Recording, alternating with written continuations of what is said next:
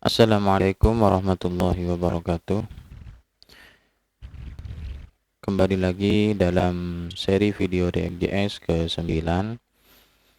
Pembahasan kali ini akan membahas tentang API, Fetch, Axios, dan JSON Server.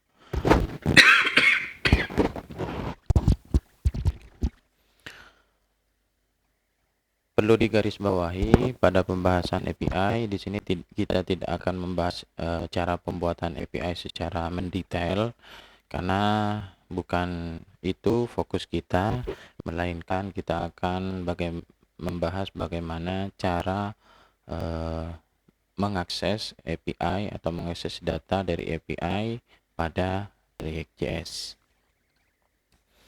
Oke, langsung saja kita bahas sederhana mungkin mengenai API. Apa itu API? API adalah Application Programming Interface, yaitu mekanisme yang memungkinkan dua perangkat lunak atau dua aplikasi untuk saling berkomunikasi, untuk saling berbagi data menggunakan serangkaian definisi dan protokol. Contohnya di sini misalkan BMKG. BMKG tentu memiliki data terkait dengan prediksi-prediksi cuaca. Dan teman-teman tentu tahu di mana di aplikasi di dalam smartphone kita, di dalam HP Android kita atau iOS atau Apple dan semacamnya, itu biasanya ada terkait dengan prediksi cuaca. Prediksi cuaca itu didapat dari mana? Kok bisa up to date? Nah, itu didapat dari misalkan di sini BMKG yang memiliki database cuaca. Nah, cara berkomunikasinya itu menggunakan API.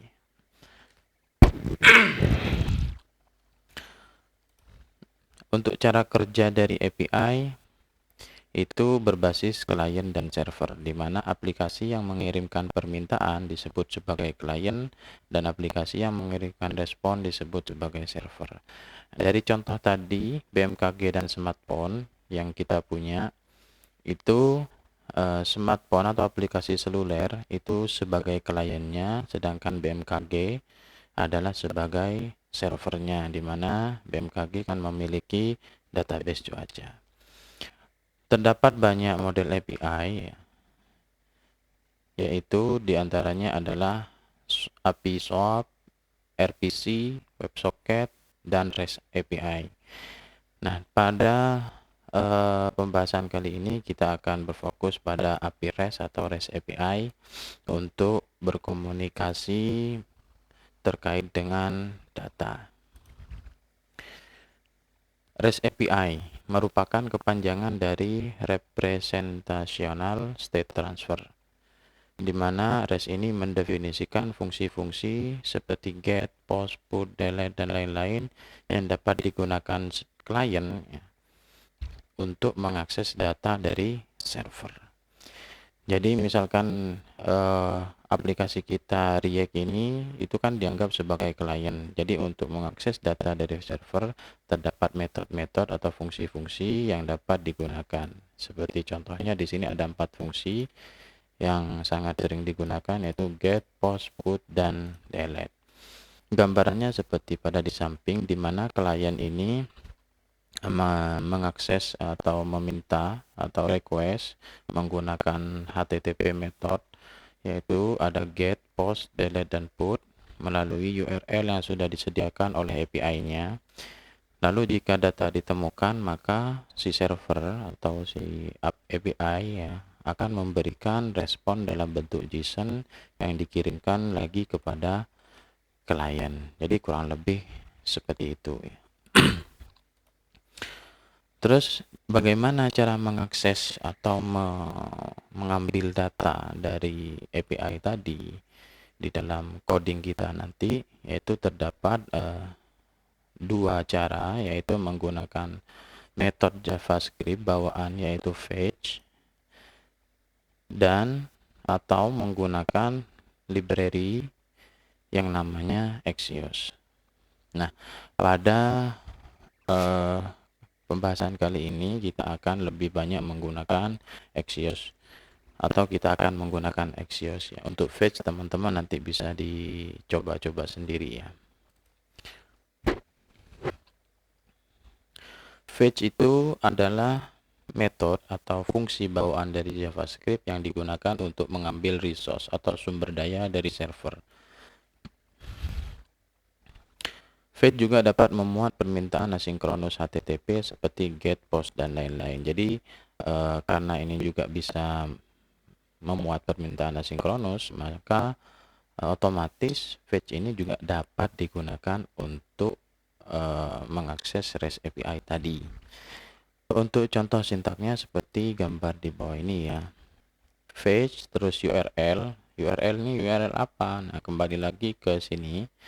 Jadi jadi API itu sudah menyediakan URL yang ditentukan untuk diakses oleh klien untuk mendapatkan data. Nah, di dalam kurung ini itu adalah URL yang sudah disediakan oleh API.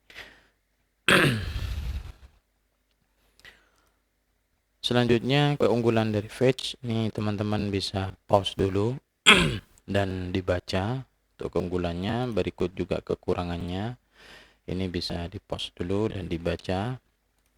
Selanjutnya, Axios. Axios adalah perpustakaan tambahan atau library yang sangat populer, menyederhanakan proses pembuatan permintaan HTTP dalam JavaScript. Axios menawarkan kemudahan dalam menggunakan API dengan banyak fitur yang dapat digunakan seperti handling request, response interceptor, dan lain-lain.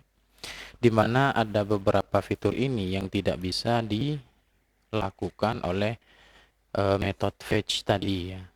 Jadi itu ada beberapa keunggulan yang dimiliki oleh Axios. Teman-teman bisa baca keunggulannya di sini, di pause ya, dan kekurangan-kekurangannya juga bisa dibaca. Selanjutnya yaitu tentang JSON server. Nah, karena pembahasan ini tidak berfokus pada bagaimana merancang sebuah API, arsitektur API sedemikian rupa atau sedetail mungkin, jadi untuk API-nya kita akan meminta bantuan atau menggunakan yang namanya JSON server. Nah, di mana kita tidak perlu membuat database dan server tentang API yang sangat rumit sekali. Jadi kita hanya cukup menginstal JSON server sebagai bantuan untuk mengimplementasikan bagaimana caranya kita mengakses resource dari API gitu ya. JSON server di sini adalah JavaScript Object Notation, di mana di sini adalah tool Node.js yang ringan dan mudah digunakan untuk mensimulasikan RESTful API menggunakan file JSON sebagai sumber data. Dengan JSON server, pengembangan frontend dapat membuat API Tier 1 tanpa perlu menulis kode sisi server yang rumit atau ketika API backend belum siap. Jadi kayak kita misalkan kita garap front end-nya dulu, terus back end API-nya belum selesai, dan jadi kita bisa minta bantuan JSON server sebagai simulasi saja.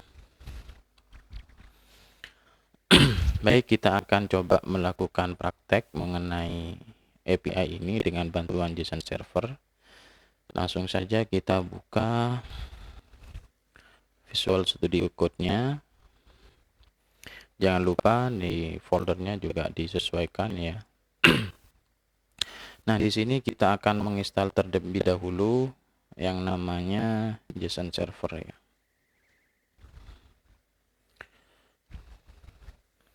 Sebelumnya kita coba lihat mengenai hasil dari terakhir kita bikin ya. Ini sudah mempunyai sebuah tabel data di mana data ini menggunakan data statik yang tidak mengakses melalui API. Nah, data-data ini ingin kita rubah menjadi data yang didapat dari API. Oke, kita stop dulu ini karena sudah running. Lalu kita akan install JSON server. Jika teman-teman belum menginstal, kita coba buka dokumentasinya terlebih dahulu. Nah, JSON server, nah di sini biasanya keluar yang npm ya. Tidak apa-apa, kita klik ya. Nah, kita coba. Nah, ini npm install JSON server. Nah, ini tinggal teman-teman copy aja, atau yang di bagian sidebar ini ya. Ini bisa klik copy. Nah, ini ya. Lalu kita pastekan di sini. Lalu tinggal tekan enter aja untuk menginstal npm JSON server.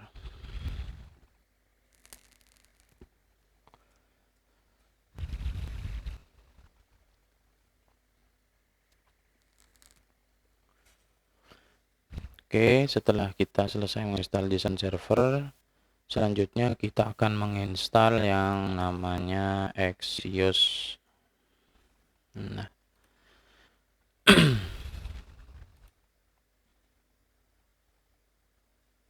untuk menginstal Axios, silakan kunjungi dokumentasinya Axios ya, atau ketik di Google Axios, nanti tinggal dilihat. Kalau di sini URL-nya https axios.http.com, tinggal diklik aja, lalu scroll di bagian getting started. Nah, di sini kalau teman-teman pakai npm, tinggal di copy aja yang ini, lalu dipastekan di bagian terminal. Enter, tunggu hingga proses instalasi selesai. Jika sudah selesai, maka selanjutnya kita akan membuat sebuah folder ya. Ini kita tutup dulu. Kita akan membuat sebuah folder di luar sini ya. Kita beri nama saja, misalkan database ya. Lalu di dalamnya kita beri nama file. Kita buat sebuah file dan beri nama db.json. Nah, seperti ini ya. Nah, kita akan coba lihat dari dokumentasi lagi tadi terkait dengan JSON server. Nah, untuk pembuatan db.json-nya modelnya seperti ini ya. Jadi ada kurung kurawal, terus di sini adalah key pertama terkait dengan data. Misalkan kita punya post, komen, di sini key-nya post gitu ya. Kita coba akan buat sesuai dengan data yang kita butuhkan. Pertama di sini ada kurung kurawal dulu, lalu ada petik di sini ya. Karena di sini tadi kita akan bikin menu, maka kita akan coba buat menu gini ya. Menu.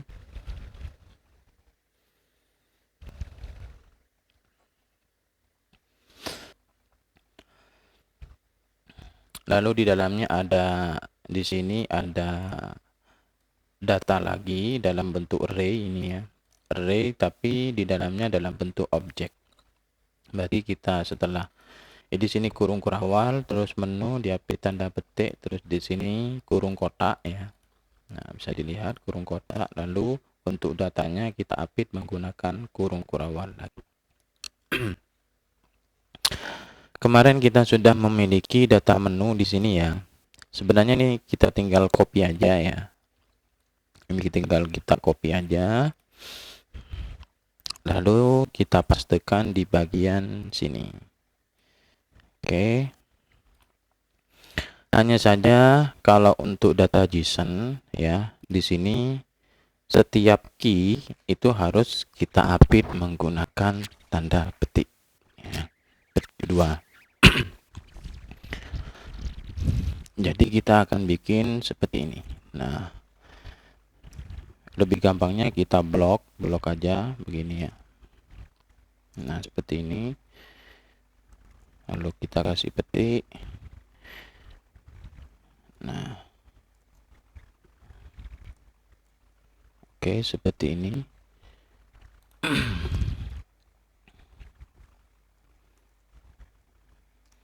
Kalau mau satu-satu boleh, nggak apa-apa, tinggal kita kasih petik aja. Terus untuk ikon di sini rencananya nanti kita akan ada sedikit perubahan mengenai ikon. Jadi kita akan menggunakan teks saja ya, tanpa menggunakan komponen ikon. Nanti akan dikonvert menggunakan komponen ikon yang lainnya. Jadi kita akan hapus bagian komponen ini, kita akan ganti menjadi teks biasa.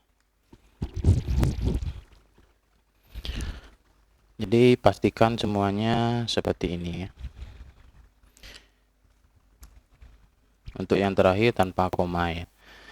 Untuk mempercepat kita akan coba blok semuanya. Sorry.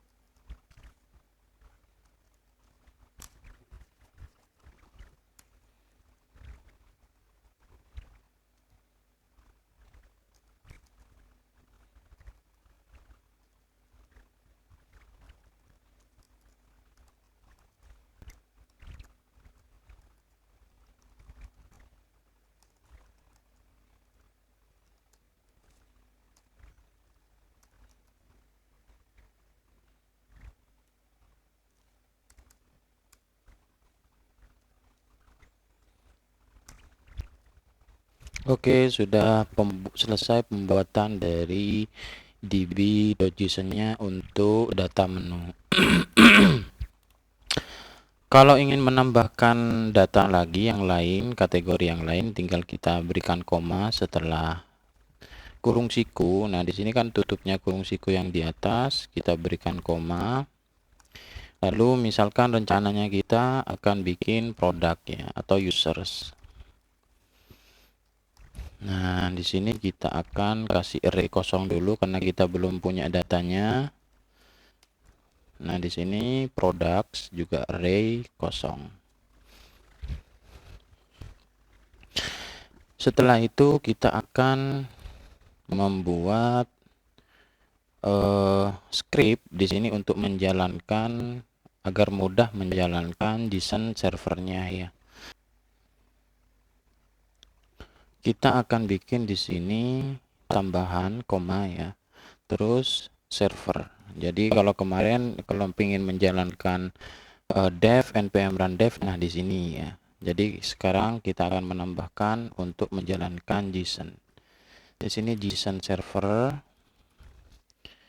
minwatch database. Nah, ini foldernya ya yang ada di sini, database.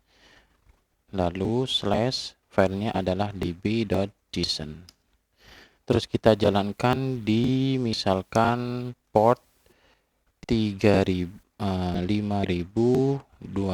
misalkan ya. Kalau takutnya kebentrok kalau 3000. Jadi saya bikin 5012 saja. Oke, kita coba jalankan dulu. npm run server berarti ya di sini ya. Kita buka terminal, kita coba clear dulu.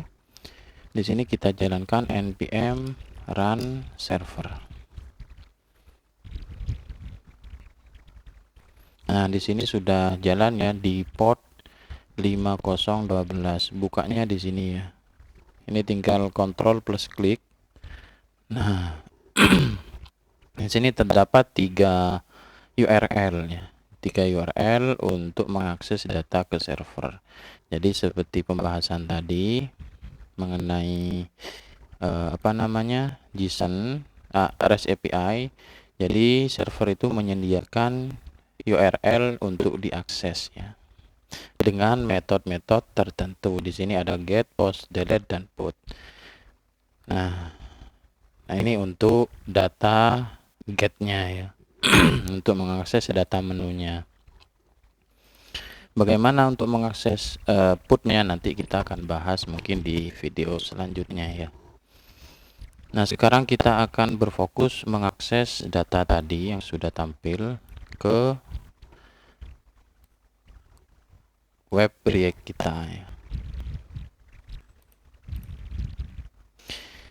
Sebelumnya kita akan jalankan juga untuk npm run dev-nya. Nah, di sini karena sudah terminal yang ini dipakai untuk menjalankan JSON server, maka kita akan buat terminal baru di sini ya, dengan menambahkan plus di sini. Nah, kita akan jalankan npm run dev.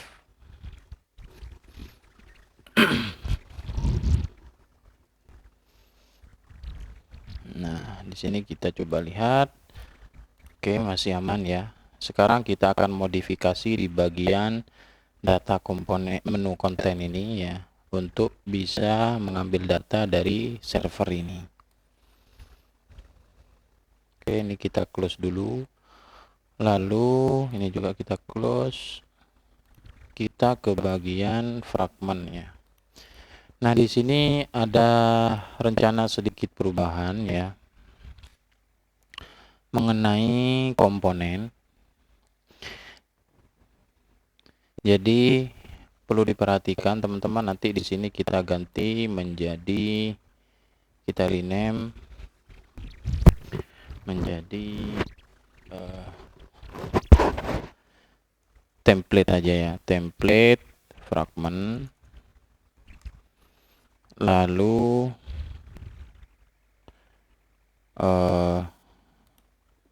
ini kita pindahkan ya, semuanya ini kita pindahkan ke pages ya. Tinggal ditarik aja blok semuanya dulu, lalu tarik ke pages. Nah, jika muncul seperti ini, klik move aja. Nah, yes. Oke, sudah di bagian konten fragment di sini sudah kosong ya. Di sini rencananya nanti akan dibuatkan untuk yang form-form tambahan tadi. Nah, yang isinya tadi akan dibuat sebagai pages ya. Di sini kita ganti namanya menjadi admin fragment aja ya. Admin fragments. Oke. Jadi sudah seperti ini, ada admin fragment, out fragment, dan template fragment. Ini biasanya kalau dijalankan error ya, karena ada perubahan tadi ya. Kita coba rubah lagi pelan-pelan.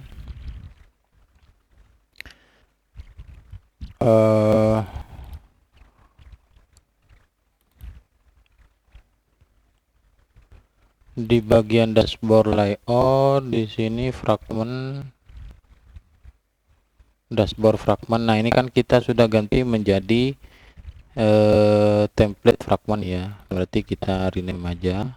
Kita blok aja yang ini, Ctrl D ya. Lalu kita ganti menjadi template fragment. Nah, fragments ya. Nah, seperti ini, template fragments. Template fragment, oke.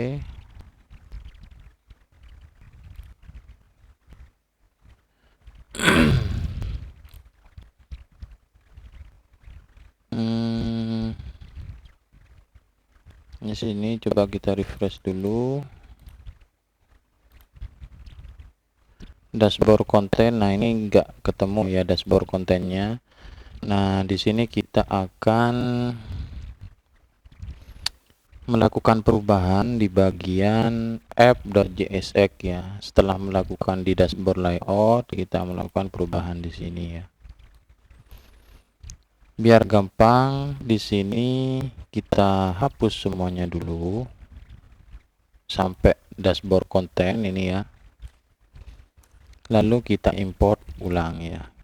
Caranya tinggal kontrol spasi. Nah, ini ya.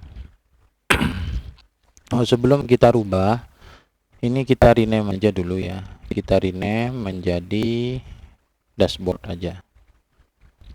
Atau halaman dashboard. Nah, di sini menu konten kita ganti menjadi halaman menu.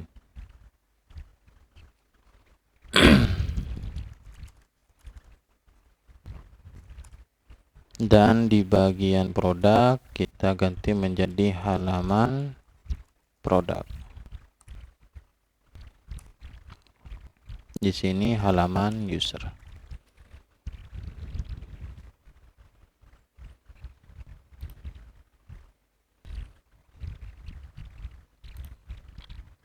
Di sini juga kita ganti mulai dari dashboard ya. Di dashboard kita ganti menjadi, ini juga di blok, Ctrl D sama yang di bawah kita ganti menjadi halaman dashboard, save. Lalu yang menu juga sama, ini kita ganti menjadi, jangan lupa Ctrl D ya, biar di bawah ke blok juga, halaman menu, salah, menu yang produk kita Ctrl D juga, di sini halaman produk. Untuk user di sini kita ganti halaman user.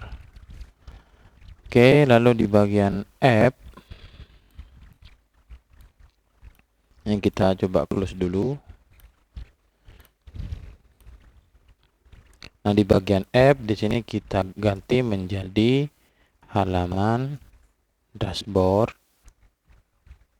Oke.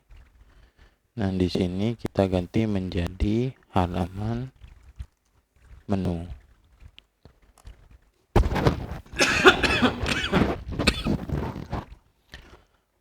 Ini juga diganti menjadi halaman user.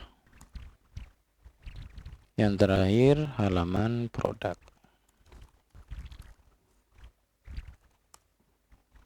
Kita save, kita coba jalankan lagi. Nah, sudah kembali normal ya. Nah, sekarang kita mulai merubah data di halaman menu. Nah, pada halaman menu di sini ada kolom, 3 kolom. Rencananya kita akan memberikan edit nanti ya.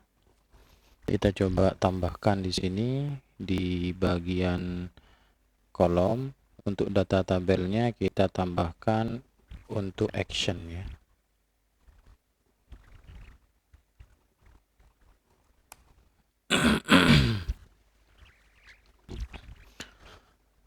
Untuk action dan ikon ya. Di sini name-nya sama dengan titik 2 ikon. Lalu selektornya di sini row.icon, tapi kita tidak akan bikin seperti ini. Kita coba bikin cell aja. Lalu di bagian cell kita kasih row. Ini adalah sebuah fungsi ya. Tinggal di return di sini ikon. Ikonnya lalu kita kasih kurung kurawal row.icon. Nah, terkait dengan ikon, kita tidak akan menggunakan yang seperti ini ya. Untuk button tetap, tapi yang edit ikon dan delete ikon ini tidak akan kita gunakan mungkin ya. Sebentar, untuk ikon menu ini ya. Untuk ikon menu, karena di sini menggunakan nama saja, berarti ada tambahan ya. Di sini kita akan mengimport ikon from, nah ini from MIUI material ikon. Kita buka dulu dokumentasinya terkait dengan MIUI.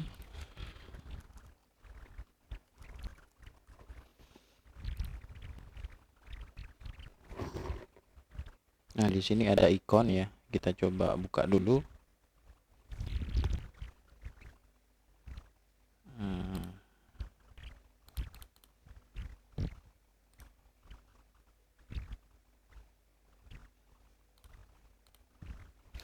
Sepertinya internetnya bermasalah ya.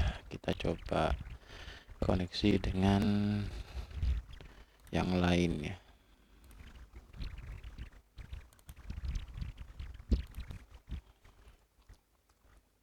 Nah, ini sudah bisa ya. Material UI. Nah, di bagian ikon.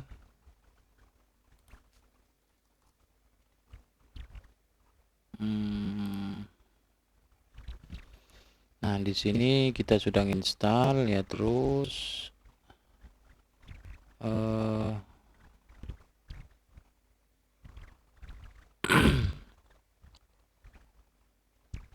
untuk menggunakan material ikon ini mungkin ada beberapa konfigurasi ya. Nah, di sini kita harus menempatkan ini ya, link dari Google ya. Mana tadi? Scroll. Nah, di sini ya, font untuk material ikon. Nah, ini kita copy dulu, lalu kita kembali ke Visual Studio Code, lalu kita cari file index.html. Nah, kita pastekan di sini ya, di bawahnya Poppins. Nah, seperti ini ya kurang lebih. Oke, kita close saja.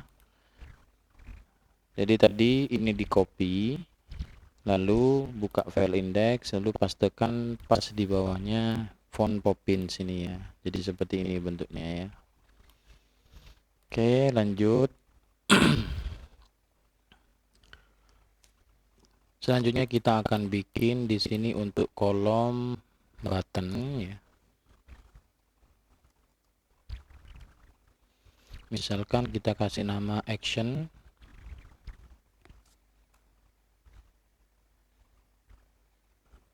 Cell juga.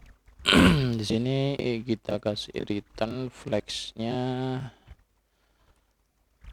kita kasih gap aja ya, gap 2, gap 1 mungkin aja. Lalu kita kasih di sini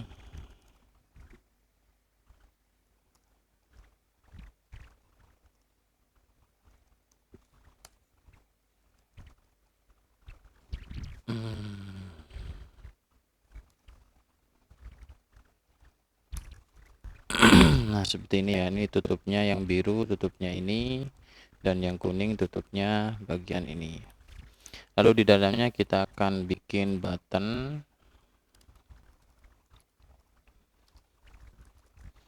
Untuk edit, atau kita kasih ikon aja, ikon. Di sini editnya kecil, terus kita copy paste, di sini kita kasih delete.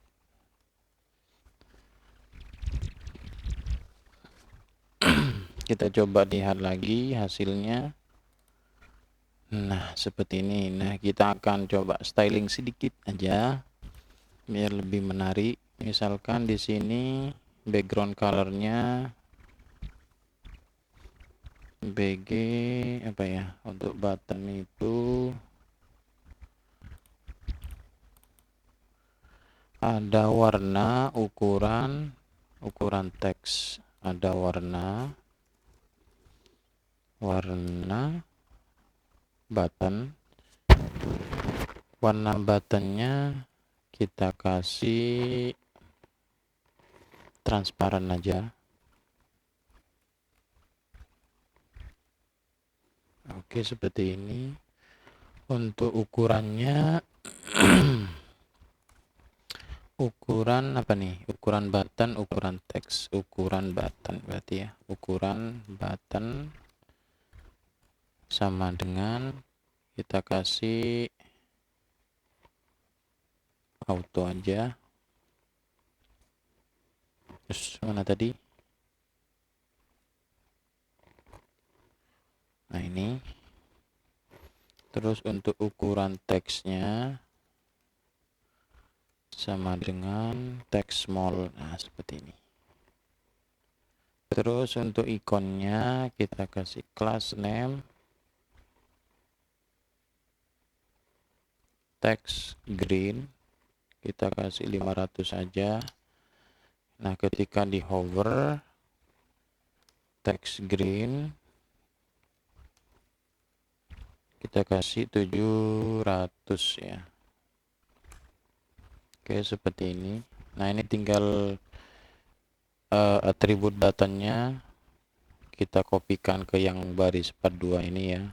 Nah, ini sama-sama transparan, cuman di sininya kita kasih class name lagi, teksnya kita kasih red aja. Nah, seperti ini. Kita coba lihat lagi hasilnya. Nah, seperti ini kurang lebih ya.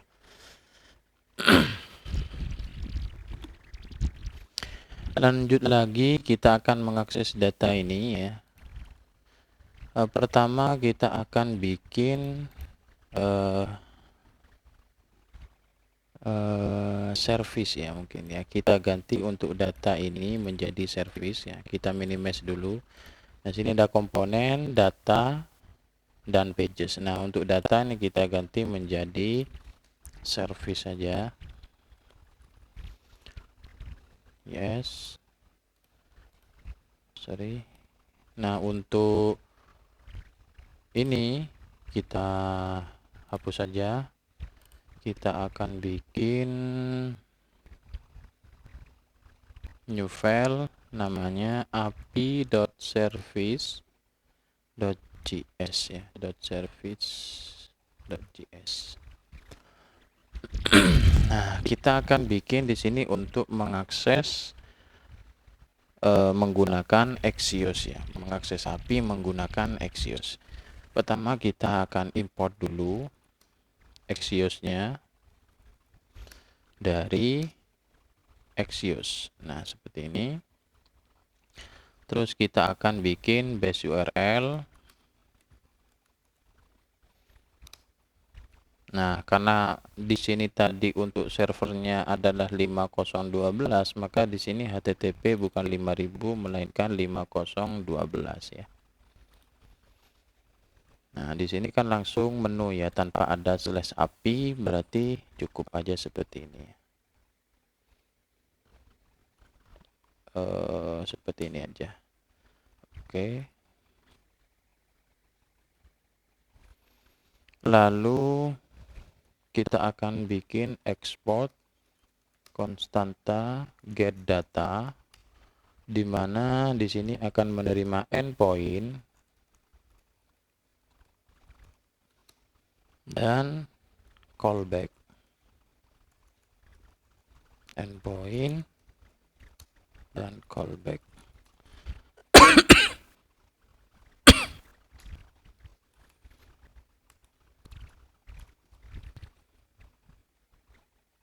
Sorry, ini kurang sama dengannya, makanya merah.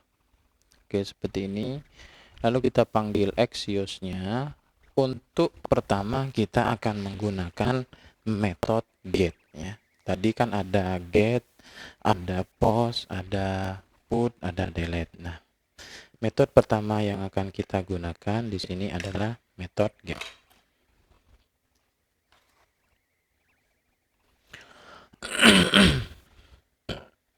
Berarti di sini kita panggilnya langsung get ya. Pertama kita panggil base URL-nya, lalu plus endpoint.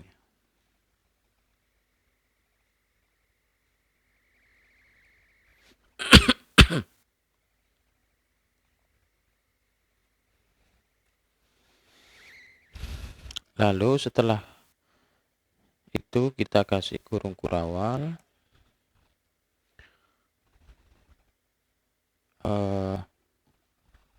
Belum ya, sorry.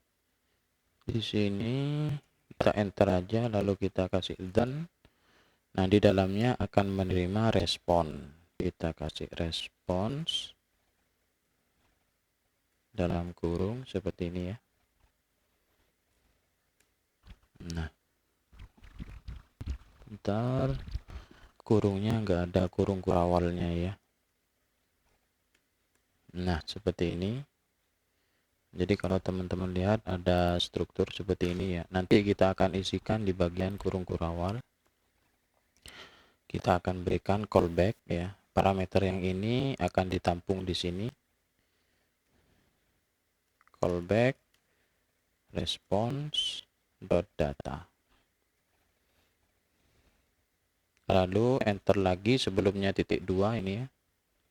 Kita enter lagi, kita kasih catch. Nah, seperti ini tulisannya. Yang di dalamnya akan menampung error, kurung lagi error, tutup kurung, lalu row function ya. Nah, seperti ini. Kita coba kasih konsol aja. Console.log error. Yang terakhir kita kasih di sini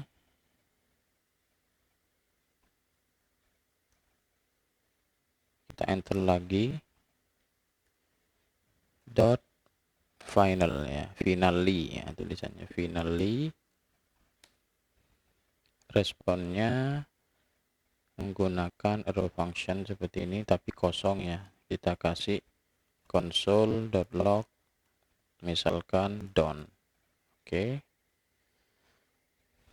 Nah, script lengkapnya kurang lebih seperti ini ya. Setelah itu ini akan kita panggil di halaman menu ya. Di halaman menu kita akan import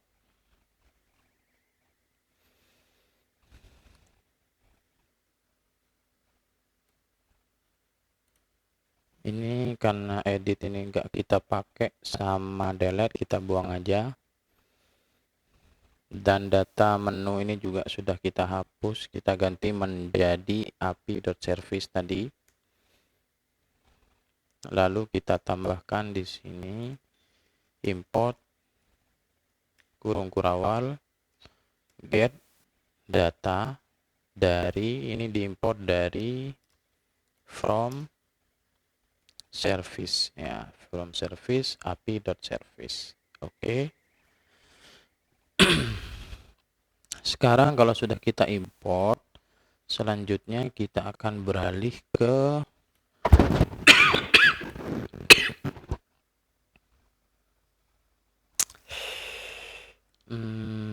pemanggilan data ya. Oh, ini pemanggilan datanya manual ya. Nah, ini kita akan menggunakan yang namanya use effect ya. Di sini kita import juga, setelahnya use state kita import use effect seperti ini. Lalu di setelahnya kolom, ya, di sini kita scroll ke bawah aja. Setelahnya kolom di sini kita akan bikin use effect dalam kurung titik koma. Nah, di sini kita akan bikin arrow function, nah seperti ini. Lalu kita akan panggil get data yang sudah kita import tadi dari API service ini ya, get data yang di dalamnya berisi endpoint. Endpointnya tadi untuk menu. Di sini kan ini kan sudah base URL-nya ya, tadi sampai slash ini base URL, sedangkan endpointnya adalah menu. Jadi kita akan bikin seperti ini menu. Lalu ada callback di sini. Misalkan parameternya data, row function. Nah, seperti ini. Dan di sini kita akan set records data.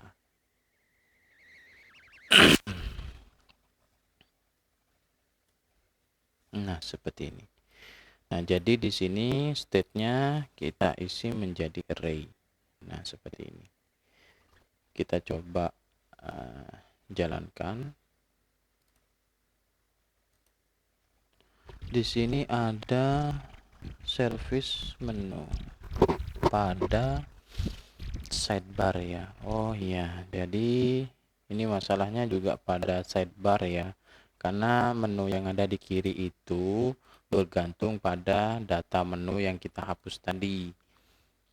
Maka kita akan coba buka sidebar di sini di bagian template. Nah, karena di sini data menunya sudah nggak ada ya, jadi kita akan menggunakan use effect juga yang akan memanfaatkan get data tadi ya. Import get data from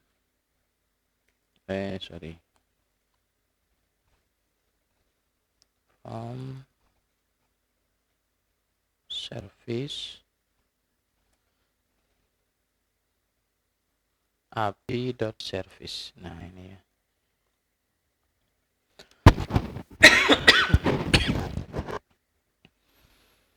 Nah, di sini kita butuh juga yang namanya state dan use effect ya. Oke, kita import juga. Import use state dan use effect dari React. Oke, seperti ini. Lalu kita akan bikin konstanta. Misalkan di sini menu, kita kasih nama menu, set menu sama dengan use state, datanya masih kosong. Oke, lalu kita bikin use effect dalam kurung.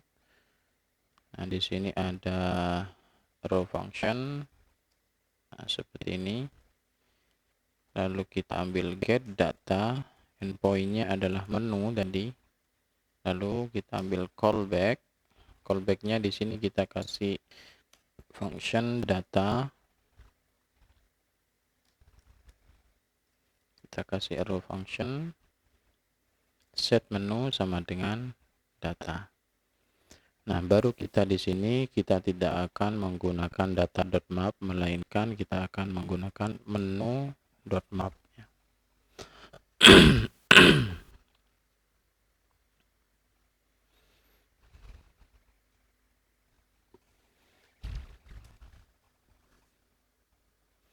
Menu.map item. Oke, seperti ini. Kita coba cek lagi. Nah, sudah muncul ya. Cuman ikonnya karena sudah ganti ya. Kita nggak butuh ikon-ikon yang kayak tadi itu, komponen ikon. Tapi di sini kita akan bikin seperti ini. Kita akan import tadi juga ikon from apa tadi ya, lupa. From materialnya. Kita copy aja.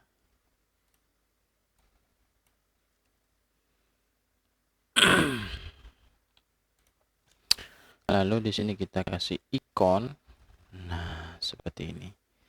Dan item ikonnya kita taruh di dalamnya. Ups, ini kita kurang copy. Nah, cut, kita taruh di dalam ikon. Nah, seperti ini ya. Nah, sudah keren. Dan ini sudah dari data ini ya, data API ya, yang dari sini ya. Jadi kalau misalkan ini kita buang aja dulu ya yang kotak-kotak ini ya. Kita kembali ke halaman menu. di bagian select change ini kita buang aja. Ini mendingan kita kasih pagination aja ya. Nah, seperti ini. Kita kasih pagination aja. Oke, sip. Nah, ini sudah dari data yang dari API tadi. Kita coba lakukan search, misalkan menu. Nah, di sini belum jalan ya. Kita coba fungsikan.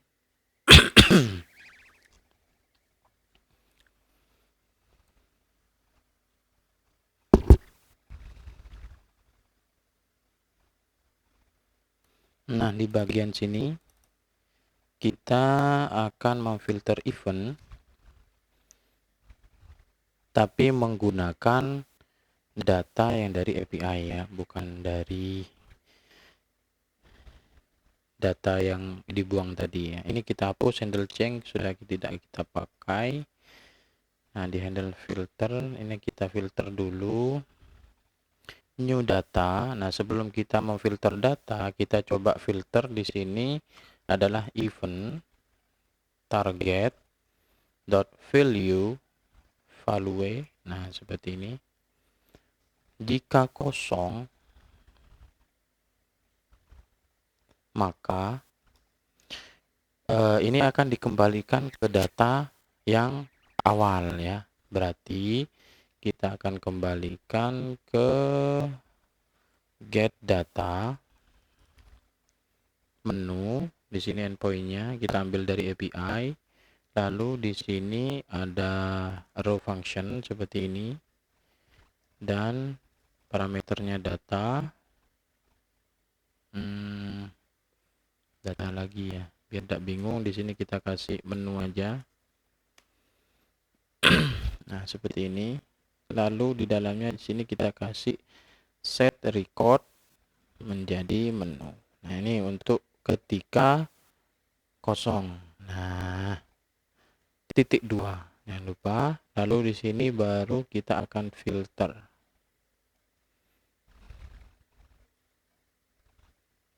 Tadi use state-nya adalah menu ya. Use state-nya tadi adalah records ya. Use state-nya adalah records. Berarti di sini records dot filter.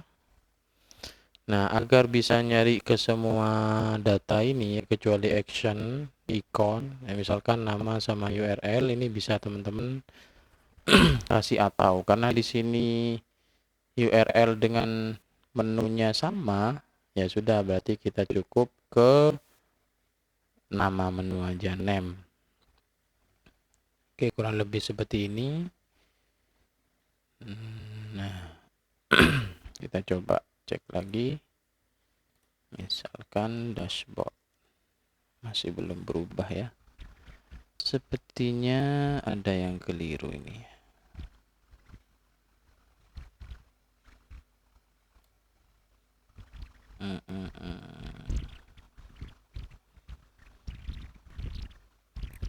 Ini coba kita minimize.